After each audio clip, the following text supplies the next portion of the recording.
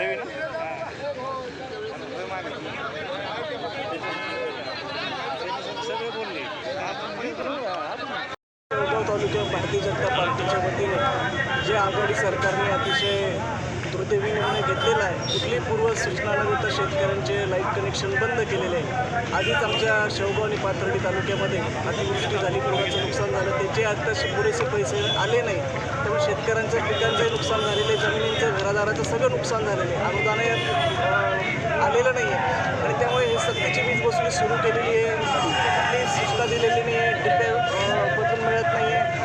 आज जे काही थोडंसं पीक पाणी होतं, जे अतिवृष्टीनंतर राहिलेलं ते असलेलं लाईट बंद केल्यामुळं या ठिकाणी शेतकऱ्यांना पाणी देता येत नाही, जनावरांच्या पिण्याच्या पाण्याचे हाल आहे, लोकांचे पिण्याचे हाल आहे। आमची सरकारला एवढीच विनंती आहे की या ठिकाणी त्यांनी सूचना द्यायला पाहिजे होती आणि बिलं द्यायला पाहिजे होती आणि आज त्यांनी ते सांगितलं की 8,000 रुपये घेतो। आम्ही त्यांना सांगितलं की 3,000 रुपये शेतकरी बिल भरायला तयार आहेत, तर ते त्याच्यावर काही ठाम नाही। त्यामुळे आम्ही या ठिकाणी निर्णय घेतलेला आहे की जोपर्यंत हा निर्णय होत नाही किंवा आम्हाला 2 टप्प्यामध्ये शेतकरी वीज बिल भरायला तयार आहेत, पण त्याचे 2 टप्पे पाडून द्या, एक आत्ता घ्या, उद्या शेतकरी भरल्यानंतर मोठ्या प्रमाणात वीज बिल त्या ठिकाणी जमा होईल आणि त्याच्यानंतर त्यांनी पुन्हा 15 दिवसांनी महिनाभराने दुसरा टप्पा द्यावा, एवढीच एक विनंती आम्ही केली।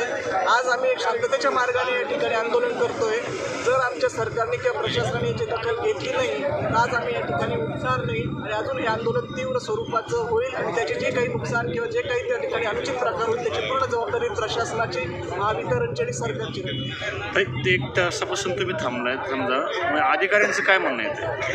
अधिकाऱ्यांचं म्हणणं आहे की आमच्या काही हातातले आम्हाला वरचे आदेश नाही आहे, परंतु काही ठिकाणी त्यांनी जाणीवपूर्वक लाईट चालू ठेवलेली आहे, काही ठिकाणी मुद्दाम हे प्रकार करतात, फोन उचलत नाही, त्यांच्या वैयक्तिक तक्रारी ते मोठ्या प्रमाणावर आहे, फोन घेत नाही आहेत, टिप्प्याबद्दल मिळत नाही आहे, त्या ठिकाणी पैशाचे आर्थिक व्यवहार या ठिकाणी चालू असतात. त्यामुळे प्रचंड रोष महावितरणबद्दल आहे. परंतु आज या बाकीच्या गोष्टी सोडता फक्त हे त्यांनी वीज जोडून द्यावी. शेतकरी 3,000 रुपये भरायला तयार आहे, अन्यथा 2 टप्पे पाडून द्या, जे काही तिथं शासनाचा 5,000 प्रमाणे निर्णय झालेला आहे. तर आम्ही थोडंसं शासनाचं या ठिकाणी भरणा झाला पाहिजे, महावितरण चालली पाहिजे, ही आमची भूमिका आहे. आम्ही शेतकरी म्हणून त्या ठिकाणी मदत करायला तयार आहोत. जर त्यांना हे सगळी मोठ्या प्रमाणात वसुली करायची असेल तर त्यांनी आम्हाला 2 टप्पे पाडून द्यावे. आम्ही आमचं आंदोलन लगेच बंद केलं.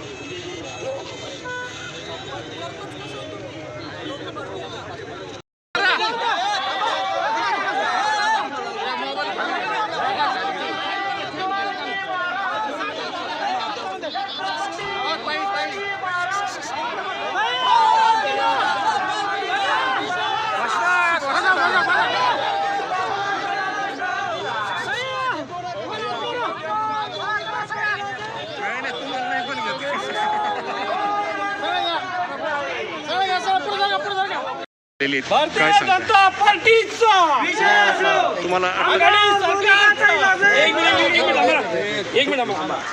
तुम्हाला पोलीस प्रशासनाकडून आता अटक झालेली आहे. सकाळी 10 वाजल्यापासून आंदोलन चालू आहे. तुमची प्रतिक्रिया काय असेल? खरं तर गेल्या महिनाभरापासून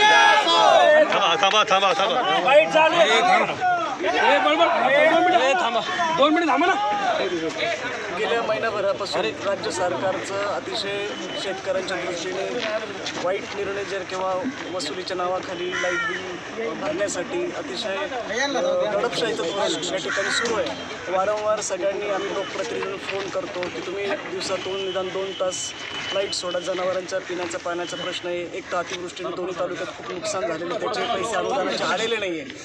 आणि काहीतरी मुदत दिली पाहिजे होती, पूर्व कल्पना दिली पाहिजे होती की तुम्ही या तारखेपर्यंत तुम्ही लाईट बिल भरा, त्याचे काहीतरी टप्पे पाडून दिले पाहिजे. आधीच अतिवृष्टीने पुरामुळे खूप नुकसान झालेलं आहे, पिकं गेलेली नाही. आता जे काही थोडेफार पिकं होती त्याच्यासाठी पाण्याची गरज होती, तर कुठलीही पूर्वसूचना न देताना राज्य सरकारने महावितरणने या ठिकाणी कुणाच्या तरी दबावाखाली या ठिकाणी शेतकऱ्यांची लाईट बंद केली, फिडर बंद केलेली आहे. आणि आज जेव्हा त्यांनी सांगितलं की 5,000 निर्णय जर 5,000 रुपयापर्यंत जर रक्कम भरली तर आम्ही लाईट सुरू करू. आमचे आधी पूर्वी म्हणणं होतं की 3,000 तुम्ही भरून घ्या आणि लाईट मागच्या वेळेस असं त्यांनी थोडंसं कमी केलं होतं, त्याचप्रमाणे आताही भरून घ्या, शेतकरी अडचणीत आहे. तर ते ना ऐकता त्यांनी 5,000 आणि 5,000ला आम्ही तयार झालो. त्याचे आम्हाला तुम्ही 2 टप्पे पाडून द्या. कार्यकारी अभियंत्याशी बोलतात, त्यांनी सांगितलं की 3,500 भरा आणि नंतर 15 दिवसाची मुदत घेऊन 1,500 भरा, म्हणजे अशी 5,000 त्यांची रक्कम होईल. पण थोड्या वेळातच एक 5-10 मिनटामध्ये त्यांचा काय निर्णय झाला, कुणी त्यांना या ठिकाणी त्यांच्यात दडपण आणलं, कोणाचे फोन कॉल झाले की हे भारतीय जनता पार्टीला किंवा आमदारांना याचं श्रेय जाऊ नये म्हणून त्या ठिकाणी पुन्हा त्यांनी निर्णय बदलला आणि तुम्ही आता 3,500 भरा. पण कुठेही अनुचित प्रकार न घडता त्यावेळेसच्या सन्माननीय देवेंद्र फडणवीस साहेब मुख्यमंत्री असताना त्यांनी चर्चेच्या माध्यमातून याचा तोडगा काढला. आज हे जे काही प्रश्न लिस्टिक आजचे अधिकारी हे राजकीय दडपणाखाली वाटले का तुम्हाला? निर्णय होत नव्हता का? तेव्हा 1-1.5 तासानंतर तिथे लोहारे साहेब आले, डेप्युटी इंजिनियर. त्यांनी सांगितलं, त्यांनी वरिष्ठांशी बोलले, त्यांनी माझ्याशी स्वतः बोलले की 3,500 भरा, तुम्ही संमतीपत्र द्या आणि परत 1,500 काही दिवसांनी 15 दिवसांनी भरा, 15 किंवा 3 आठवडे असं. आणि परत एक 10 मिनिटात जेव्हा आम्ही लेखी द्या, परत त्यांना कुणास तरी फोन करावा लागला. मग ही दडपशाही किंवा त्यांच्यावर काहीतरी दबाव असेल किंवा श्रेयवादाची लढाई असेल. जर त्यांच्या म्हणण्यानुसार, जे आमचे विरोध आहे की त्यांच्या म्हणण्यानुसार जर 5,000वर आणि 2 टप्पे पाडून द्यायला हे महावितरण तयार असेल तर आम्ही श्रेय त्यांनाही द्यायला तयार आहे. आणि जे अभियंता आहेत शेवगावचे लोहारे साहेब, यांच्याबद्दल अनेक तक्रारी आहेत सामान्याच्या. फोन न घेणं, अरेरावीची भाषा शेतकऱ्यांशी करणं, त्याची दखल घेणार का तुम्ही भविष्यात? हा शेवगाव तालुक्याचाच नाही आहे, हा संपूर्ण राज्यातील असेल किंवा नगर जिल्ह्यापुरतं बोलायचं झालं तर आज वायरमन नाही आहेत, डिप्या 2-2, 4-4 महिने जातात. त्याचं त्या ठिकाणी रिपोर्ट पाठवते, रिपोर्ट पाठवल्यावर डिप्या मिळत नाही. परत वसुलीच्या नावाखाली कुठलीही बिलं न देता किंवा आज जरी लोकांनी भरला, आता आमचे अनेक कार्यकर्ते सांगत होते बॅकवॉटरचे की आम्ही 1 लाख किती भरले, 70,000 भरले त्यांनी, पण कुठल्या प्रकारची पावती त्यांनी दिलेली नाही. म्हणजे असे रहिवासी असो, आमची शेवगाव पातळीतील पाणी झालेलं आहे, त्याकरिता सरकारने आमची लाईट बिल कट केलेलं आहे, ते ताबडतोब फोडण्यात आणत आहे. आंदोलन याचे होणार नाही. आम्ही आज दिवसभर आंदोलन करून अधिकारी निर्णय घेतल्याचे होणार नाही ही आमची आणि उप अभियंता शेवगाव या शाखेवर शेवगाव तालुक्यातील सर्व शेतकऱ्यांचा आज या ठिकाणी मोर्चा आणि रस्ता रोको चालू आहे. शेतकऱ्यांना खऱ्या अर्थानं न्याय देण्यासाठी आणि न्याय मागण्यासाठी शेतकरी राजा रस्त्यावर उतरलेला आहे. आत्तापर्यंत MSEB ऑफिसनी, वीज महामंडळ कंपनीने शेतकऱ्यांना कुठल्याही प्रकारचं सहकार्य केलेलं नाही. आणि दुसरी गोष्ट, जेव्हा जेव्हा शेतकरी राजा आपल्या स्वतःच्या मोटरी चालू करत असतो तेव्हा DPवर जेव्हा काही घोटाळे होत असतात, त्या DPचा काही बिघाड होत असतो, तेव्हा त्या DPला एका DPला खर्च किमान एक DPला जर ऑइल टाकायचा खर्च असेल तर तो 10,000 रुपये एका DP ट्रान्सफॉर्मरवर एक DP वाईज खर्च येतो. आणि त्यानंतर शेतकरी राजा हा 50-50, 200-200, 400-400 रुपये वर्गणी करून त्या DPवर जो काही शेतकरी असतील त्यांच्याकडून वर्गणी करून, शेतकऱ्यांकडून वर्गणी करून त्या DP जो ऑइल शेवगावमध्ये भेटत नसल्या कारणानं नगरला जाऊन तो ऑइल घेऊन येतो आणि त्या DPचं ऑइल शेतकरी टाकतो. आणि हे वीज महामंडळ कंपनीवाले फ्युजा गेल्या तरी शेतकऱ्यांना टाकावं लागतात, ऑइल DPचं संपलं तरी शेतकऱ्यांना टाकावं लागतं. DPचे तारी जर पोलच्या तारी तुटल्या तरी पण शेतकऱ्यांनाच त्या तारी दुरुस्त करावं लागतात. आणि म्हणून हे कुठेतरी शासनाने याची दखल घेतली पाहिजे. ठाकरे सरकारने देखील या शेतकरी राजाचा प्रश्न मिटवला पाहिजे. आणि येणाऱ्या भविष्य काळात देखील वायरमन पुढे फिरतात, गावात कुठलाही वायरमन येत नाही, फ्युजा शेतकऱ्यांना टाकावं लागतात. पुढं काय दुरुस्ती बिघाड झाली ते सर्व काही नागरिकांना खर्च करावा लागतो. आणि जेव्हा हे डिप्या बंद करतात, कनेक्शन बंद करतात, तेव्हा मात्र शेतकऱ्यांना वेठी धरून 8-8, 10-10 हजार रुपयाची मागणी करतात. त्यामुळं हा शेतकऱ्यावर बिनधास्तपणे अन्याय केलेला आहे. त्यामुळे या सरकारने कुठेतरी थांबवलं पाहिजे आणि योग्य तो योग्य ती आम्हाला त्यांनी मार्गदर्शन करून याच्यातून सुटका केली पाहिजे शेतकरी. सांगलीच्या इस्लामपूर या ठिकाणी प्रहार संघटनेच्या वतीनं कृषी क्रांती प्रदर्शन आयोजित करण्यात आलं. यावेळी राज्यातील शेतकऱ्यांच्या मानगुटीवर विद्युत विभाग बसलाय, मात्र वीज बिल माफ केल्याशिवाय आपण स्वस्त बसणार नाही. तसेच एसटी कर्मचाऱ्यांच्या आंदोलनामध्ये प्रसंगी प्रहार संघटनाही उतरेल असा इशारा राज्यमंत्री बच्चू कडू यांनी आघाडी सरकारला दिलाय. आणल्याच गेली नाही, पेटल्या गेली आणि म्हणून आंदोलनाच्या परिभाषा आपण बदलवली. रक्तदान करून आंदोलन आपण केलं, एसटीची पूजा करून आपण आंदोलन केलं. आज जे काही एसटीचा संप सुरू आहे ते अतिशय, त्याच्याबद्दल काही दुमत नाही. कलेक्टरच्या गाडीवर चालवणारा ड्रायव्हर त्याला 40,000 रुपये महिना आणि 100 आमच्या शेतकऱ्याला वाहून घेऊन जाणाऱ्या आमच्या जर चालकाला फक्त 12,000 रुपये महिना भेटत असेल तर ते साफ चुकीचं आहे. त्याच्या बाजूने सरकार उभं राहिल्याशिवाय राहणार नाही. आम्ही सुद्धा आला वेळ आलो त्याच्या बाजूने उभं राहू. जे खरं आहे ते खरं मांडण्याचं काम आपण केलं पाहिजे. आता आज आपण पाहतोय तर कृषी प्रदर्शन आहे, पण खऱ्या अर्थानं शेतकऱ्याच्या दर्शनाची गरज आहे. मित्र, आता मी फार ऊसाचा फार जाणकार नाही आहे, पण बसल्या बसल्या माहिती घेतली. म्हणजे रिकव्हरी केवढी असू दे, कारखाना बदलला का भाव बदलते. म्हणजे मतदारसंघामध्ये जात आहे त्या ठिकाणी महसूल कर्मचारी येतात आणि त्या ठिकाणी तुम्ही दाखल येतात. ही योजना पूर्णपणे राज्यभर चालावी असं वाटत नाही का तुम्हाला? काय होतंय, राजस्व अभियान आपण राबवतोच, पण आखरी मन की बात है, इच्छा आहे स्वतःची का ह्या गोष्टी मी सामान्य माणसासाठी किती वेळ द्यावा, किती झटावं. आखरी हा सगळा म्हणजे माझ्या कार्यालयात बिल्डर आला तर मी त्याला अंदरच्या कॅबिन घेऊन बसत असेल आणि गरीब आला असेल तर बाहेर घेऊनच त्याचा अर्ज घेत असेल तर हा आखरी ते माझ्या इच्छेवर आहे. आम्ही पहिले प्राधान्य सामान्य माणसाला दिलं आणि त्याच्यासाठी मी आता 8 दिवस म्हणजे एका दिवसाला 8-8, 9-9 घंटे बसलो. आमचे अधिकारी घेऊन बसलो आहे आणि त्याच्यात हजारो लोकांचे कामं झाली आणि त्याच्या चेहऱ्यावर आनंद पाहता आला. आखरी कर्तव्य आहे ते आमच्या सगळ्यांचं, ते सगळ्यांनी निभवलं पाहिजे अशा अपेक्षा आहे. कारण 8च घंटे जर आम्ही वीज देत असेल तर पूर्ण बिल वसूल करण्याचं कारण नाही आणि त्याच्यावर चौकशी करून शेतकऱ्याच्या बाजूनं न्याय निश्चितच सरकार करेल अशा अपेक्षा आहे. एसटी कामगारांच्या बद्दल सुद्धा आपण म्हटलं की तुम्ही त्यांच्या पाठीशी आहात. आता एसटीच्या बाबतीत मी नेहमी म्हणतोय का कलेक्टरच्या किंवा मुख्यमंत्र्याच्या किंवा मंत्र्याच्या गाडीवरच्या ड्रायव्हरला जर 40,000 ते 45,000 रुपये महिना भेटत असेल आणि हजारो शेकडो प्रवासी घेऊन जाणाऱ्या एसटी चालकाला मात्र जर 12,000 भेटत असेल तर हे चुकीचं आहे आणि या मागणीचं आम्ही त्यांचं समर्थन करतो. परंतु आत्ता आंदोलनाची ते वेळ नाही. त्यांनी आंदोलन मागं घेऊन निश्चितच येत्या काळात सरकार त्यांच्या बाजूने उभं राहील. आम्ही लागन तर नेतृत्व करू अशा सुद्धा आम्ही त्यांना आश्वासन देतो. सुरू होणार आहे, नवीन विषाणू आलेला आहे, कसं नियोजन केलेलं आहे? आता नवीन विषाणूची सध्या चर्चा आहे, सध्या आला नाही. याच्या अगोदर कारण कोरोनाची भीतीच एवढी झाली का असं वाटतं कधी कधी का म्हणजे ते पहिले डायलॉग होतं ना, सो जा बेटे गब्बर आएगा, आता सो जा बेटे कोरोना आ जाएगा. या भीतीपोटी बरेच निर्णय घेताना आता सरकारचं थोडं अस्थिरपणा निर्माण होते. निश्चितच नवीन विषाणू आमच्याकडे येणार नाही आणि 1 तारखेपासून शाळा सुरू करण्याचं आपलं धोरण आहे. त्याची तयारी पूर्ण झालेली आहे. ते शाळा सुरू व्हावी कारण आता बरीच 1 वर्ष गेली, मुलांनासुद्धा वेगवेगळ्या प्रकारचं वळण लागत आहे याची पण भीती आहे. सध्या पाहिजे तसा प्रभाव व्हायच्या अगोदर शाळा सुरू करण्याचा प्रयत्न करणार. वळूया पुढच्या बातमीकडे. बातमी आहे जळगाव जिल्ह्यातनं. कापूस व्यापारी स्वप्नील शिंपी खून प्रकरणातील 5 आरोपींपैकी 1 आरोपी पोलीस कर्मचारी असल्याची खळबळजनक माहिती काल पोलीस अधीक्षक डॉक्टर प्रवीण मुंडे यांनी एका पत्रकार परिषदेत दिली आहे. जळगाव इथनं हवाल्याचे सुमारे 15 लाख रुपये घेऊन जाणाऱ्या एरडोल तालुक्यातील फरकांडी येथील कापूस व्यापारी स्वप्नील शिंपी यांचा पारधी पेट्रोल पंपाजवळ शुक्रवारला रात्री 8 वाजेच्या सुमारास पैसे लुटण्याच्या प्रयत्नातून खून झाला होता. या प्रकरणी एलसीबीच्या पथकानं 5 आरोपींना ताब्यात घेतलाय. काय घटना घडलेली, किती आरोपी अटकेत आहे?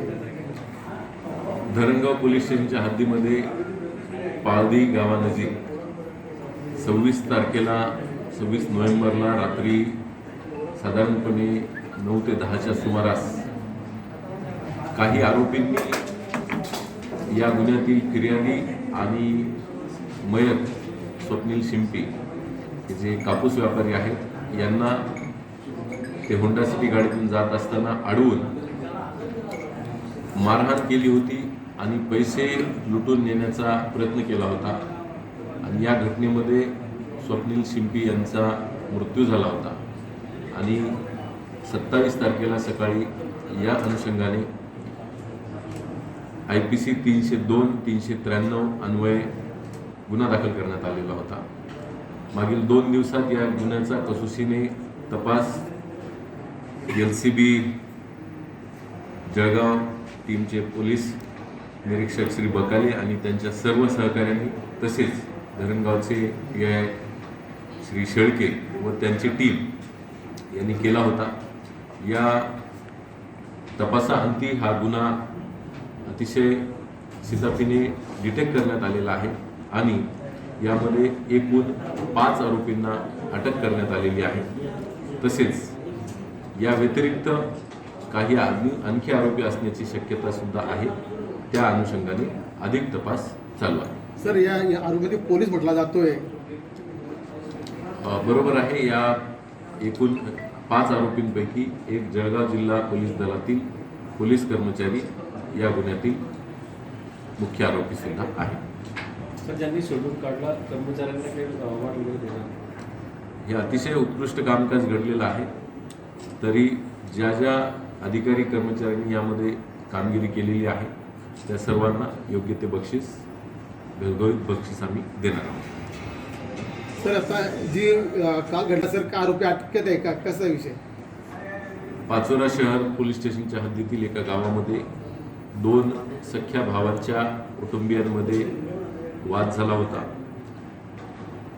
या अनुषंगाने पोलीस स्टेशनला एक गुन्हा दाखल आहे जो IPCचे 143-323 तसेच महाराष्ट्र नरबळी, जादूटोना व इतर अघोरी प्रथा यांचा प्रतिबंध अधिनियम याच्या अन्वये हा गुन्हा दाखल आहे. यामधील घटना अशी आहे की जे फिर्यादी किंवा पीडित आहेत यांना यांच्या भावाच्याच कुटुंबियाने आमची गाय तुम्ही करणी केल्यामुळे मृत्यू पावली आहे असा आरोप लावला होता आणि त्या कारणास्तव त्यांनी जाऊन जाब विचारून फिर्यादीत यांना ओल्या कपड्यानिशी मारुती मंदिरामध्ये घरा शेजारीच असलेल्या जाऊन तिथे पाणी टाकायला लावलं अशा प्रकारची फिर्याद आहे. या अनुषंगाने अधिक तपास चालू आहे. सर, आता जगात चिघळतोय, गाड्या फोडल्या जात आहे, एकूण आपण ॲक्शन मोडमध्ये म्हटलं जातं की पोलीस प्रशासन? निश्चितपणे सध्या कमी संख्येने बसेस चालू आहेत. प्रत्येक बसमध्ये आम्ही पोलीस कर्मचारी हा बंदोबस्तासाठी दिलेला आहे. तसेच काही बसेसना आम्ही पोलिसांचं वाहनसुद्धा मागे किंवा पुढे त्या बसच्या ठेवून त्यांना एस्कॉर्टसुद्धा आवश्यकतेनुसार केलं जात आहे.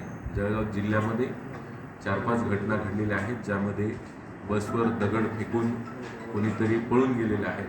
तर या गुन्ह्यांचा सुद्धा तपास चालू आहे.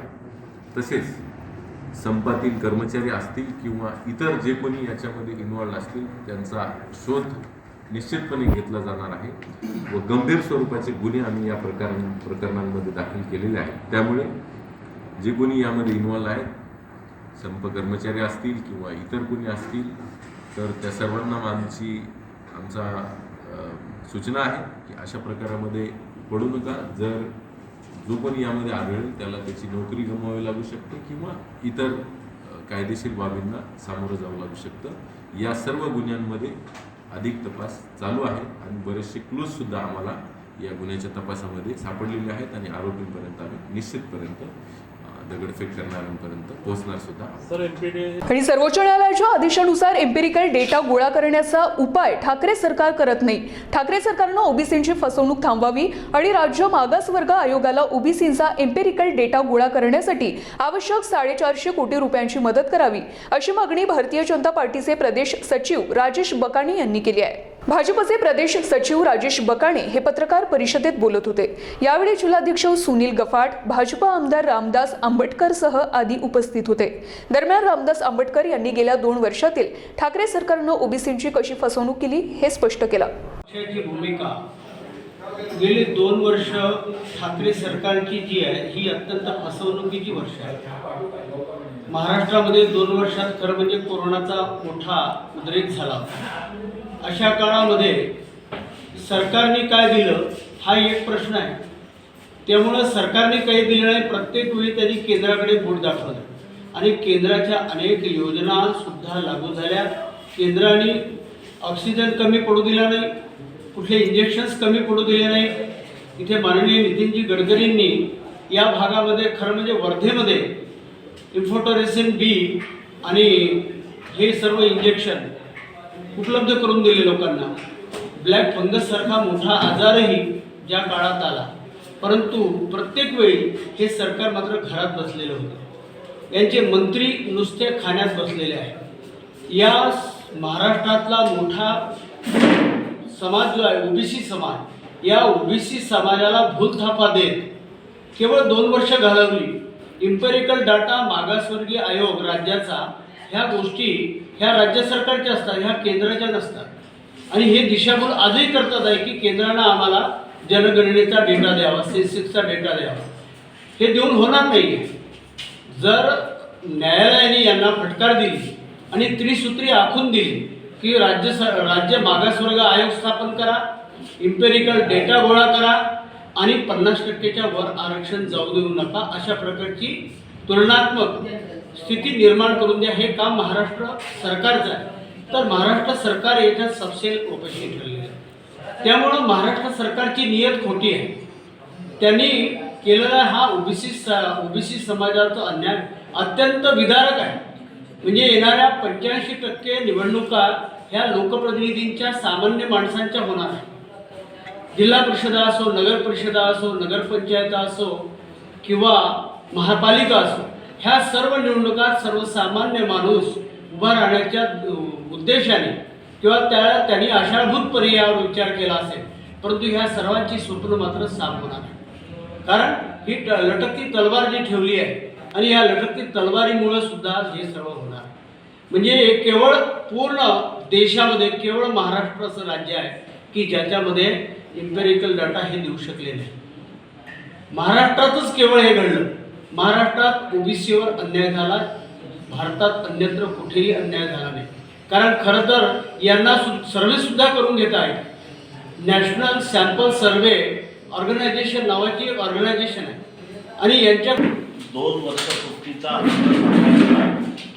मला हे म्हणायचं आहे की 2 वर्ष पूर्तीचा आनंद साजरा करताना यांना ओबीसीचं आरक्षण नाही का? एम्पेरिकल डाटा साधा गोळा करायला लावला होता आणि तो डेटा त्यांनी केंद्राने यांच्याकडे द्यायला सांगितलं होतं. तो सुद्धा हे देऊ शकले नाही आणि 2 वर्ष पूर्तीचे साजरे करतात. मला तर हे म्हणायचं आहे की ओबीसीच्या फसवणुकीचे 2 वर्ष पूर्ती यांनी साजरी करायला पाहिजे. आणि अशा स्थितीमध्ये या महाराष्ट्र राज्यामध्ये अराजकता माजलेली आहे. आमचं असं म्हणणं आहे की या सरकारला हे सरकार चालवता येत नाही. या महाराष्ट्रामध्ये शेतकरी सुखी नाही, शेतमजूर सुखी नाही आणि कामावर जाणारे एम्प्लॉईसुद्धा सुखी नाही. यामुळे हे महाराष्ट्र सरकार अपयशी ठरलेलं आहे असं माझं स्पष्ट आहे. आणि हे आरक्षण या ठिकाणी समाज ओबीसी आयोगाला संवैधानिक दर्जा देण्याचं काम आपल्या देशाचे पंतप्रधान सन्माननीय नरेंद्रजी मोदी यांनी केलं. ओबीसी समाजासाठी अनेक योजना केंद्र सरकारद्वारे सुरू करण्यात आल्या. राज्य सरकारकडून एकही योजना नाही. राज्यात भाजपाचं सरकार असताना ओबीसीचं मंत्रालय सुद्धा चालू करण्यात आलं, पण त्या ओबीसीच्या मंत्रालयाला मदत करण्याची इच्छा, एम्पेरिकल डेटा गोळा करण्यासाठी जो निधी लागतो तो निधी देण्याची इच्छा सुद्धा या आघाडी सरकारची नाही. या तिघाडी सरकारच्या मनात काय आहे हे आपल्याला स्पष्ट दिसून पडतं. म्हणून आमचा स्पष्ट आरोप आहे की या तिघाडी सरकारने ओबीसीचं आरक्षण यांच्या मनात नसल्यामुळे या तिघाडी सरकारमध्ये जे ओबीसीचे वडेट्टीवार, थोरात यांच्यासारखे मोठे नेते असताना सुद्धा होऊ शकलं नाही। याचा अर्थ असा की या सरकारला हे ओबीसीच्या आरक्षणाशिवाय येणाऱ्या स्थानिक स्वराज्य संस्थांच्या निवडणुका ह्या पार पाडायच्या आहे असा आमचा स्पष्ट आरोप आहे। म्हणून या ठिकाणी सन्माननीय विधान परिषदेचे आमदार रामनाथजी आंबटकर या ठिकाणी आलेले आहेत। सन्माननीय जिल्ह्याचे अध्यक्ष सुनीलजी गफाट आणि ओबीसी महामोर्चाचे महामंत्री, जिल्ह्याचे महामंत्री प्रवीणजी चोरे सुद्धा या ठिकाणी आहेत। आमचा स्पष्ट आरोप असा आहे की या तिघाडी सरकारचे 2 वर्ष जे पूर्ण झालेले आहे हे 2 वर्ष ओबीसी समाजाच्या याला तोंडाला पाने पुसण्यामध्येच गेलेली आहे आणि येणाऱ्या स्थानिक स्वराज्य संस्थांच्या निवडणुकामध्ये हा ओबीसी समाज या महाविकास आघाडीला त्यांची जागा दाखवल्याशिवाय राहणार नाही। जनगणना ही केंद्राच्या माध्यमातून होत असते आणि इम्पेरिकल डाटा जो आहे तो समाजनिहाय किंवा जातीनिहाय त्याचं सूक्ष्मतम नोंदी घेतल्या जातात। त्याला इम्पेरिकल डेटाला सूक्ष्मतम नोंदीसुद्धा म्हणतात। तर हे काम केंद्राचं नाही आहे, हे मागासवर्गीय आयोग स्थापन करायचं आणि त्यांच्या माध्यमातून हा डेटा गोळा करायचा आणि हे कामसुद्धा फार काही मोठं नसते, परंतु या सरकारची नियत खोटी आहे। यांना ओबीसी समाजाला काही द्यायचंच नाही। म्हणजे मराठ्यांचा प्रश्न जसा लटकवत ठेवला त्यापेक्षाही बदतर ओबीसीला सुद्धा अशा प्रकारची वागणूक देण्याचं आणि महाराष्ट्रामध्ये या ओबीसीवर अन्याय करण्याचं काम यांनी केलेलं आहे। माननीय भाऊंनी आपल्या सर्वांच्या समोर मांडलेलं आहे। तर ही वस्तुस्थिती आहे, त्यांनी मांडला सर्व मुद्दे, यातले सर्व अँगल त्यांनी मांडलेले आहे। त्यामुळे याच्यात काही अधिक बोललं पाहिजे असं नाही, परंतु ही बदमाशी आहे, सरकारची एकदम बदमाशी आहे। जवळपास 86% 85% निवडणुका आहेत स्थानिक स्वराज्य संस्थांच्या आणि साधारण यात खालचा माणूस जो आहे, गावागावातला माणूस इलेक्शन लढत असतो। तर अशा माणसांना न्याय देण्याच्या दृष्टीने या सरकारने केलेला घोर अन्याय आहे। त्यामुळं ह्या सरकारला ही जनता माफ नाही करू शकत। त्यामुळे हे मला असं वाटतं की भाऊंनी आपल्यासमोर, राजीव भाऊंनी आपल्यासमोर जे मांडलेलं आहे ते आपण लक्षात घेतलं पाहिजे। मात्र सरकारने वेळ काढूपणा केला। 15 महिन्यामध्ये कोर्टाच्या 7 तारखेमध्ये केवळ चालढकलपणा केला। अखेरीस न्यायालयाने मार्च 2020 मध्ये आदेश दिला आणि जोपर्यंत राज्य सरकार न्यायालयाने दिलेल्या सूचनांनुसार कारवाई करत नाही तोपर्यंत ओबीसी आरक्षण स्थगित करत असल्याचा आदेश काढला। याला हे तिघाडी सरकार जबाबदार आहे आणि संपूर्ण देशात केवळ ओबीसी समाजाचं आरक्षण संपुष्टात आलं। फेब्रुवारी मध्ये 85% महाराष्ट्रामध्ये स्थानिक स्वराज्य संस्थांच्या निवडणुका होऊ घातलेल्या आहेत या फरवरी 2022 मध्ये। आणि अशा स्थितीमध्ये या निवडणुका होईपर्यंत या विषयावर टांगती तलवार ठेवायची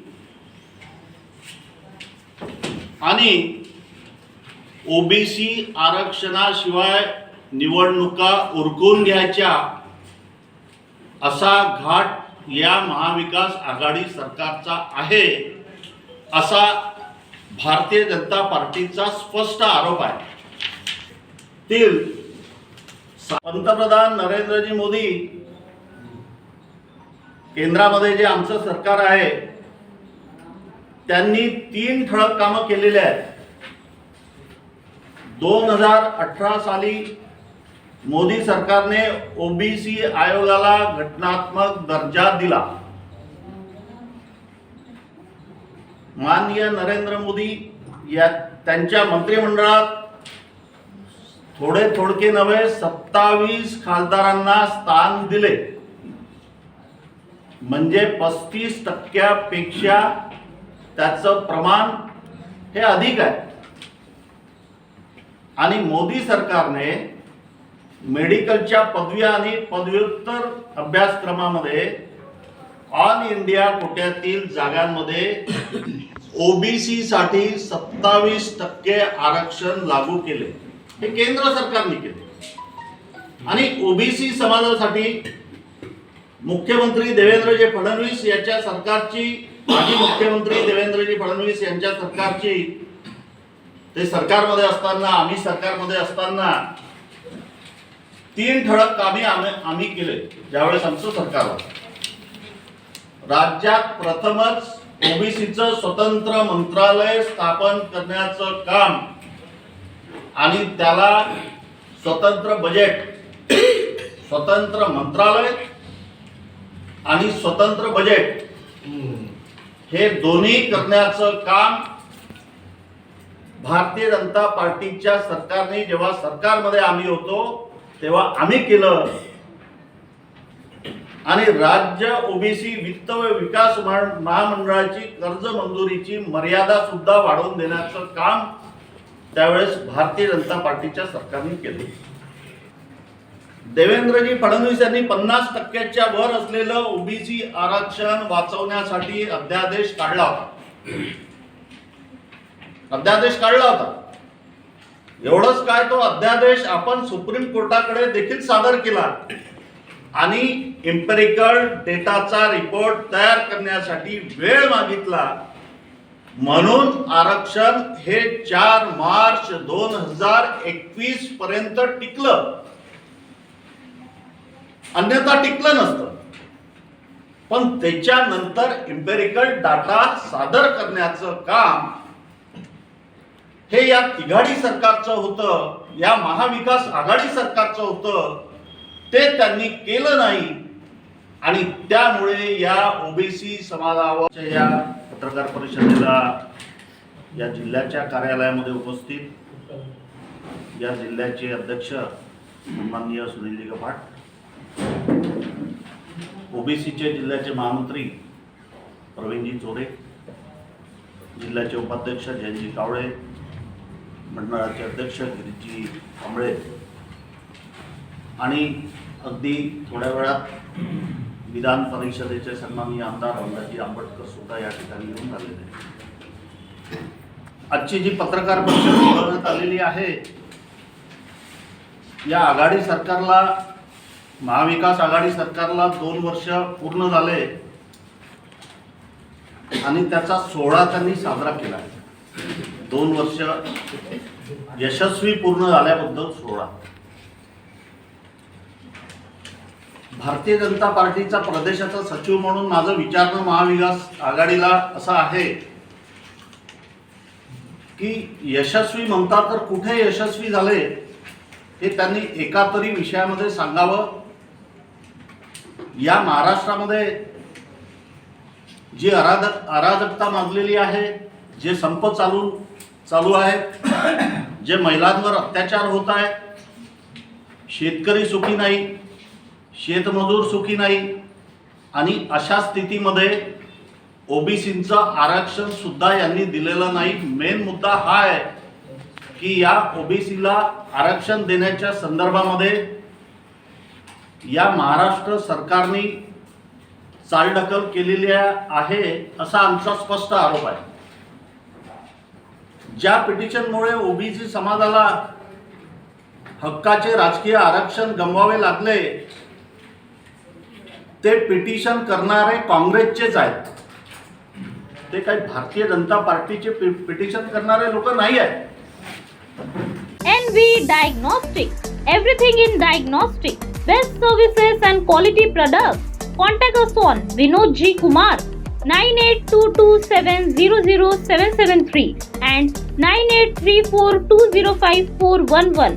Need anything in diagnostics? Then call us and get everything you need. Our address NV Diagnostics, plot number 150/B Impress Mill Colony, quarter number 4 near Pragatishil Mangal Karyalay, Besan Bagh, Nagpur 440004. आपको घर की जरूरतों का सामान लेना है तो सीधा आइए स्मार्ट सुपरमार्केट और पाइए ग्रोसरी का हर सामान एक ही छत के नीचे, वो भी वाजिब दामों में। तो आइए स्मार्ट सुपरमार्केट, सुकोड़े बंधु।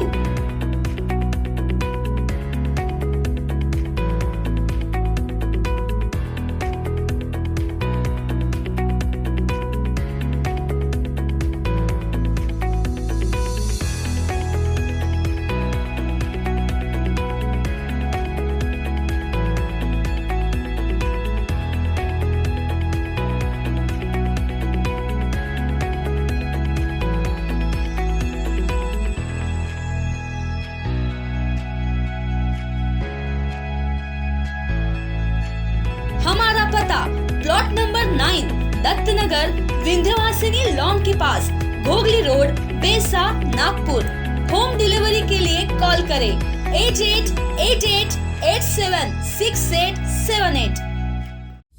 सोने चांदी के आभूषणों के लिए आइए एकमेव विश्वसनीय jewellery shop Shri Dhanlaxmi jewellers में।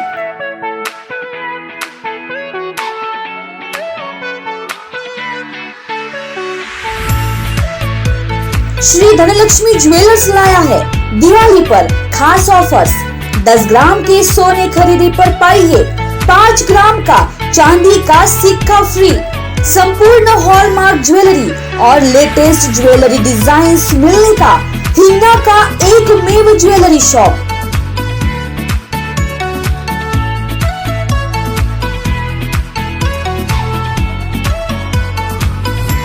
हमारे यहाँ पर ऑनलाइन और डिजिटल पेमेंट भी स्वीकार किए जाते हैं।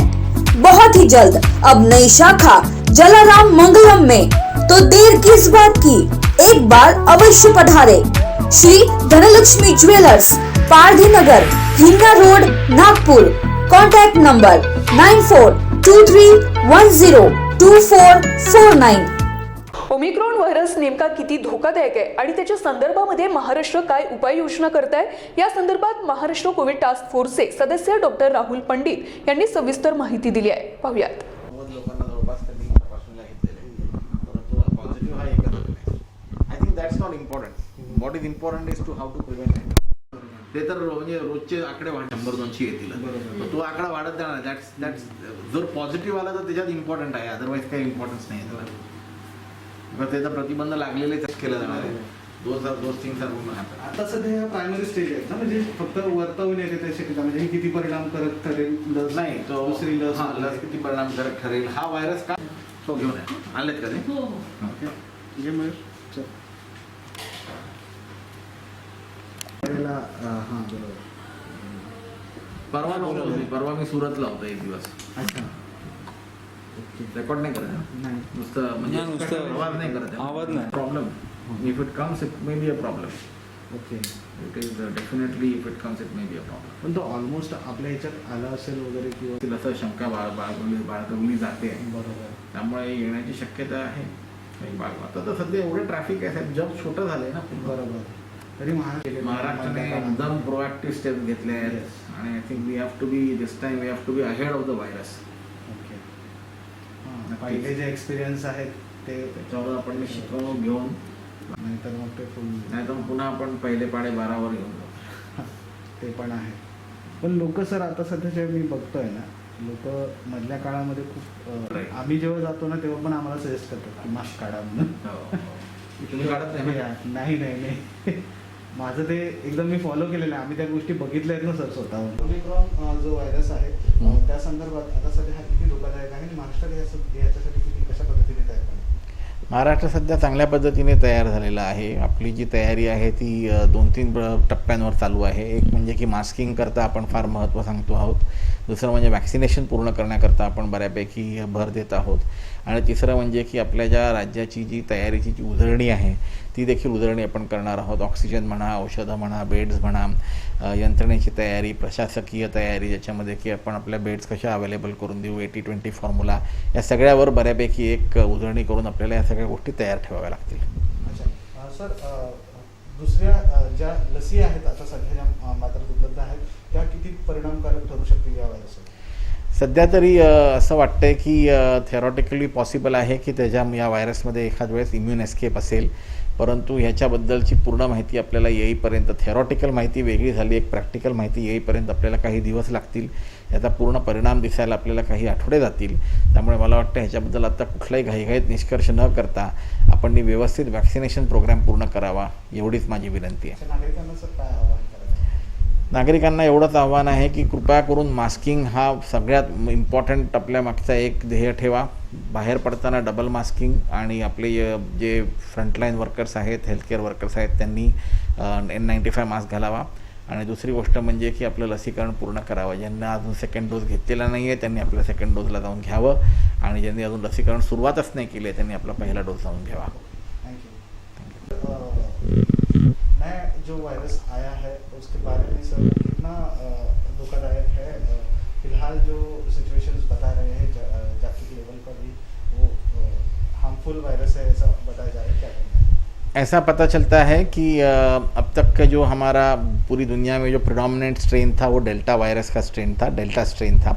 इस डेल्टा स्ट्रेन के सामने कोई दूसरा स्ट्रेन टिक नहीं पा रहा था. साउथ अफ्रीका में भी जो है यही स्ट्रेन प्रेडोमिनेंट था, पर ऐसा देखा गया है कि ये जो पिटोरिया प्रांत है वहाँ पे पिछले 10 दिनों के अंदर करीब पूरी तरह से इस डेल्टा स्ट्रेन को रिप्लेस करके ये ओमिक्रॉन स्ट्रेन आ गया है. इसलिए ये ज़रूर इसके ऊपर ध्यान देना ज़रूरी है कि इस डेल्टा स्ट्रेन को पूरी तरह रिप्लेस अगर ये कर सकता है तो इसकी ट्रांसमिसिबिलिटी, इसकी जो इफेक्टिवनेस है, इसका जो एक आध बार विरुलेंस है, उसके बारे में हमको बहुत अच्छे से जानकारी और सोचना पड़ेगा. सर फिलहाल जो वैक्सीन अवेलेबल है वो कितने परिणामकारक है इस जो नए ओमिक्रॉन वायरस है? इसमें जो म्यूटेशंस हुए हैं, इस म्यूटेशन से टेक्निकली पॉसिबल है कि इस वायरस, इस स्ट्रेन में कुछ इम्यून एस्केप फिनोमेना देखा जाए, परंतु जो थियोरेटिकल पॉसिबिलिटीज़ है और प्रैक्टिकल पॉसिबिलिटीज़ है, इसके ऊपर का जो डिफरेंस है ये समझने में हमको और कई दिन लगेंगे. इस बारे में हम लोगों ने कोई भी स्पेकुलेशंस नहीं करनी चाहिए.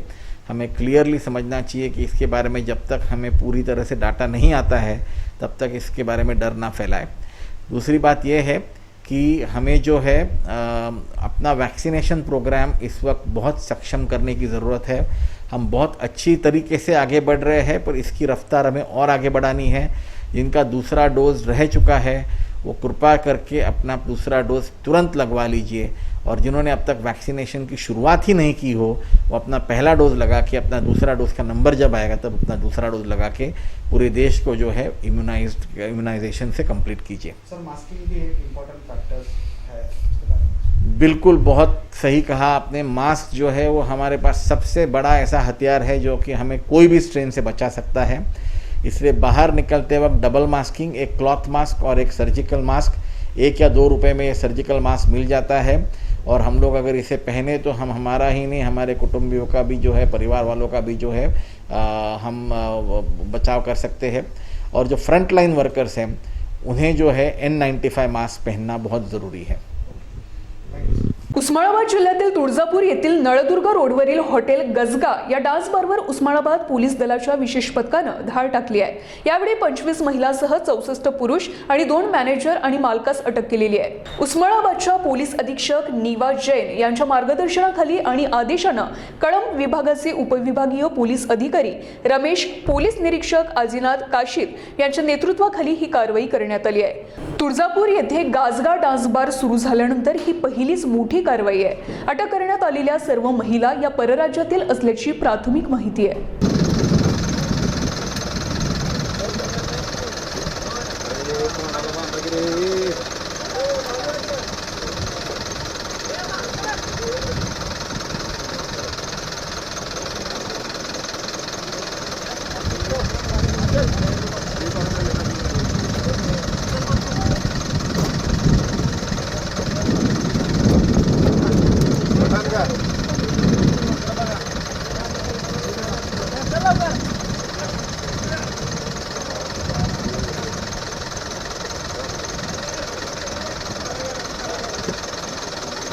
तो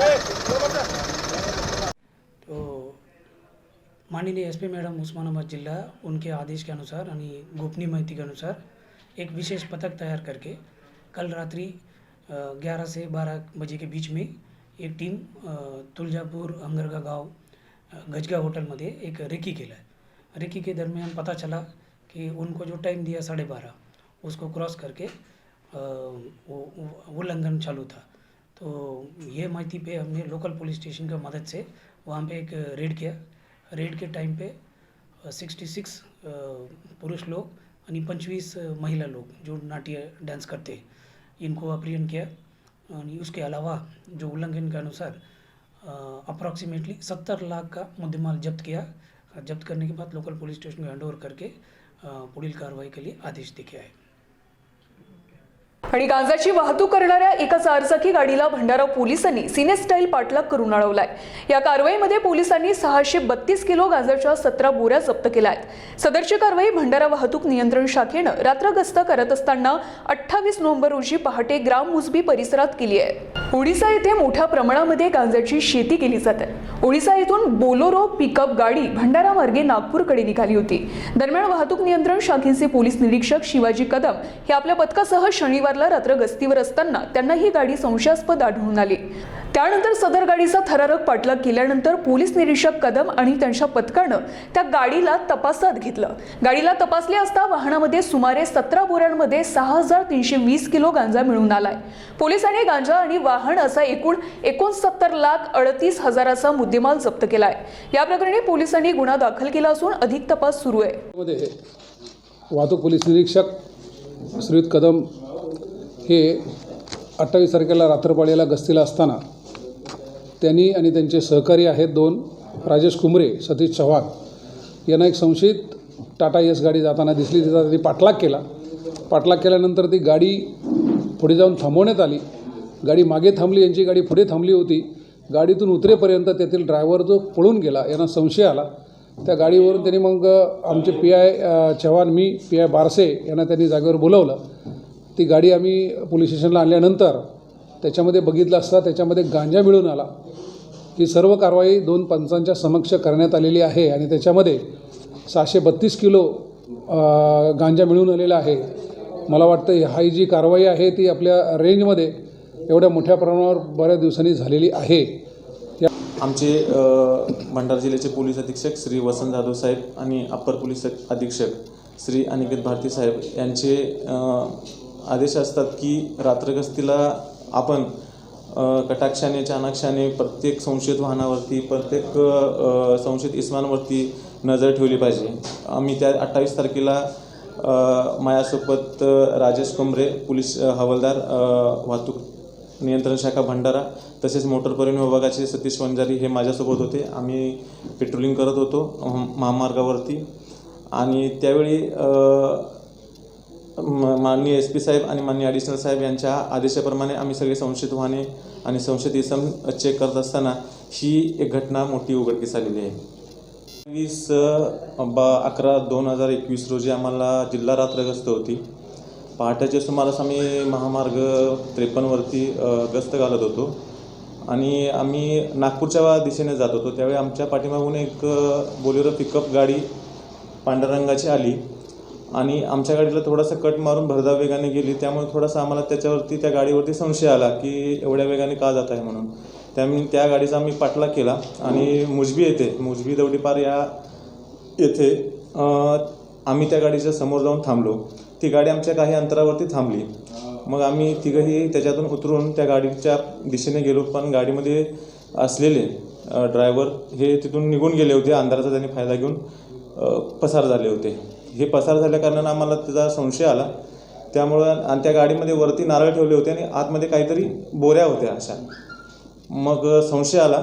मग तिथून आम्ही CROला कळवलं। तिथून LCBचे PI श्री चव्हाण साहेब आणि भंडाराचे ठाणेदार बारसे साहेब हे त्या ठिकाणी आले। त्यानंतर 2 पंचांना बोलावून घेऊन पोलीस स्टेशनमध्ये गाडी आणली असता त्याच्यामध्ये गांजा असल्याचे निष्पन्न झाले। 632 किलो त्याच्यामध्ये गांजा सापडला आहे आणि वाहनासोबत त्या एकूण मुद्देमाल 68,39,40,000 एवढा जप्त करण्यात आलेला आहे. राजकारणामध्ये पुन्हा एकदा 12 आकडा चर्चेत आलाय. राज्यसभेनं मागील अधिवेशन सत्र काळामध्ये गैरवर्तणूक केल्याप्रकरणी 12 खासदारांचे निलंबन केलंय. खासदारांच्या या निलंबनानंतर पुन्हा एकदा 12 आकडा आता चर्चेत आलाय. दरम्यान भारत हा कृषीप्रधान देश आहे. शेतकरी बांधवांच्या विषयी जे कायदे मागे घेण्यात आले त्या विषयावर चर्चेची मागणी करत असणाऱ्या खासदारांचं निलंबन करणं ही अत्यंत दुर्दैवी घटना आहे, अशी प्रतिक्रिया खासदारांच्या निलंबनावर अमोल कोल्हे यांनी दिली आहे. काल जे झालेलं आहे खासदारांचं निष्कासन त्याबद्दल काय?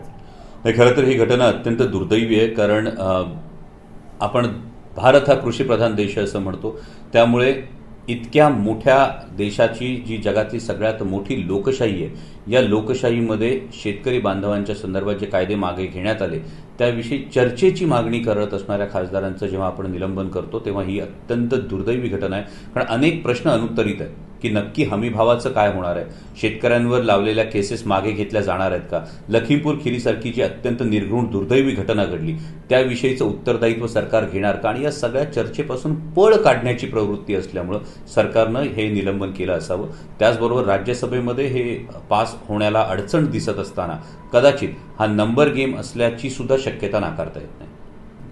आणि बीडच्या परळीतील वैद्यनाथ साखर कारखान्याचं बॉयलर अखेर पेटलेलं आहे. भाजप नेत्या पंकजा मुंडे यांच्या हस्ते बॉयलर आणि प्रदीपन समारंभाचा शुभारंभ आज सकाळीच करण्यात आलाय. 2014 मधील दुष्काळामध्ये हा कारखाना बंद करावा लागला होता. त्यानंतर साखरेचे भाव कमी झाल्यानं कारखाना बंद ठेवण्याची वेळ आली होती. असं असताना यंदा गाळप होणार की नाही हा प्रश्न होता. मात्र अखेर पंकजा मुंडे यांच्या मालकीचा या कारखान्याचे बॉयलर पेटलेला आहे. शेतकऱ्याचे हित डोळ्यासमोर ठेवून कारखाना पुन्हा सुरू करण्यात आलाय. सर्वांच्या सहकार्यानं कारखाना नव्या उंचीवर पोहोचेल असा विश्वास देखील यावेळी पंकजा मुंडे यांनी व्यक्त केला आहे.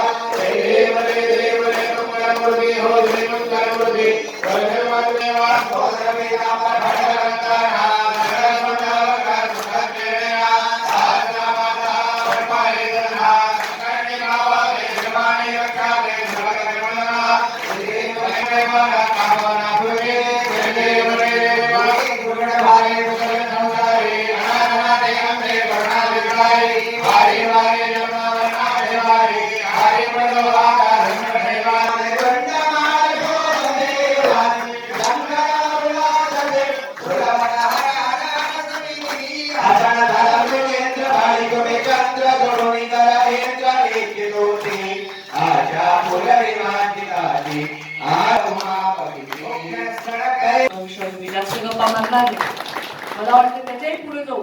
कारण असंही माझी मानसिकता आहे की एकच कारखाना चालू करायचा, म्हणजे सगळ्यात तिकडचा पट्ट्यातला माझा जो 40-50 हजार होऊ तो इकडेच काढायचा, दोन्हीकडे एनर्जी घालवण्यापेक्षा, असंही माझ्या मनात आहे.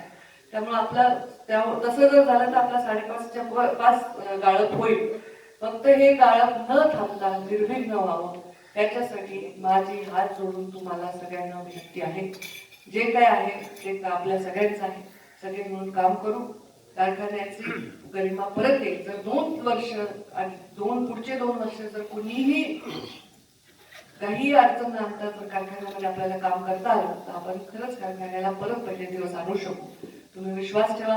ही कारखाना चालला की परळीच्या मार्केटमध्ये सुद्धा म्हणजे लोकांमध्ये चांगला भावना निर्माण होते. इथे दुसरा कुठला उद्योग आहे आजूबाजूला? कशाच्या जीवावर धर्म बंदपणे कशाच्या जीवावर परळी तालुक्याचं भविष्य आहे त्याचा थोडा विचार करण्याची गरज आहे. त्यामुळे आपण कारखान्याला अडचण म्हणजे मी सुद्धा अडचण निर्माण करू शकणार नाही, तुम्ही पण करू नये असं चालू. आपण सर्वजण एकत्र मिळून हा कारखाना चालू. एप्रिलच्या शेवटपर्यंत आम्ही ऊस गळायला तयार आहे. तुमचा कोणत्याही ऊसाचा कांडळ टिपून देखील राहणार नाही. मी मागच्या वेळी 15 ऑगस्टला झेंडा वंदनाला सांगितलं होतं जोपर्यंत ऊस आहे आणि मी आहे मी तुम्हाला अडचण येऊ देणार नाही. ज्या दिवशी तुम्ही माझ्या दुसऱ्या कोणाला ठेवता, माझ्यापेक्षा जास्त काळजी करणारा, जास्त प्रामाणिक आणि जास्त पोटतिडकीने काम करणारा माणूस ठेवा, माझी काही हरकत नाही. तोपर्यंत हे काम निर्विघ्न करून द्या, एवढीच माझी विनंती. धन्यवाद. बातमीपत्रामध्ये वेळ झाली आहे इथेच थांबण्याची. पुढील बातम्यांसाठी आणि नवनवीन ताज्या अपडेटसाठी पाहत राहा महाराष्ट्र TV 24.